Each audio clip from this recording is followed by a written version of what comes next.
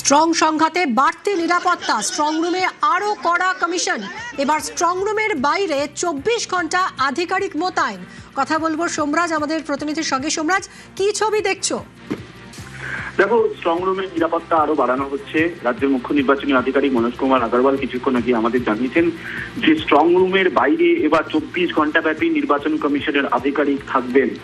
Returning officer বা assistant returning officer মনোনীত একজন সরকারি আধিকারিক 24 ঘন্টা ব্যাপী স্ট্রং রুমের বাইরে থাকবেন। যারা যাবেন স্ট্রং রুমের ভেতরে বা কেউ যদি যান, তাহলে সেই অফিসারের অনুমতি নিতে হবে এবং নিয়ে তারপরে ভেতরে ঢোকা যাবে স্ট্রং রুমের ভেতরে। এবং শুধু তাই নয়, রিটার্নিং অফিসার বা অ্যাসিস্ট্যান্ট রিটার্নিং অফিসার মনোনীত যিনি সরকারি আধিকারিক থাকবেন, তিনি প্রতিনিয়ত এই স্ট্রং রুমের সংলগ্ন এলাকা এবং স্ট্রং রুমের ভেতরে নজরদারি করবেন। নির্দেশিকা খুব শীঘ্রই জারি করা হচ্ছে, তেমনটাই রাজ্যের মুখ্য নির্বাচনী আধিকারিক মনোজ কুমার আগরওয়াল জানিয়েছেন। তিনি এই মুহূর্তে পুরুলিয়ায় রয়েছেন। অন্যদিকে জানিয়ে রাখি, স্ট্রং রুম এবং সংলগ্ন এলাকায় ভারতীয় ন্যায় সংহিতা আইনের 163 নম্বর ধারা জারি করারও সিদ্ধান্ত নিয়েছে নির্বাচন কমিশন। ইতিমধ্যেই পুলিশকে সেই নির্দেশ নির্বাচন কমিশনের তরফে দেওয়া হয়েছে। পাশাপাশি তুমি জানো, স্ট্রং রুমে ত্রিস্তরীয় নিরাপত্তা থাকে এবং ত্রিস্তরীয় নিরাপত্তার যে কেন্দ্রীয় বাহিনীর ঘেরাটোপ থাকে, সেখানে কেন্দ্রীয় বাহিনীর সংখ্যা আরো বাড়ানো হচ্ছে।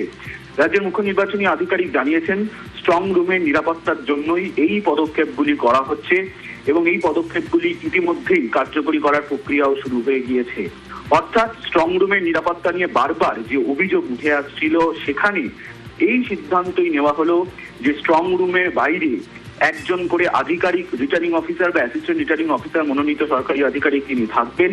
তিনি নজরদারি চালাবেন এবং তিনি প্রতিনিয়ত দেখবেন স্ট্রং রুমের ভেতরে কারা ঢুকছে, বা যদি কেউ ঢুকে রিটার্নিং অফিসার বা অ্যাসিস্ট্যান্ট রিটার্নিং অফিসারের অনুমতি নিয়েই ঢুকতে হবে এবং সেই সরকারি আধিকারিক যিনি থাকবেন তার থেকে লিখিত অনুমতি নিতে হবে। তেমনটাই সিদ্ধান্ত নির্বাচন কমিশন নিয়েছে।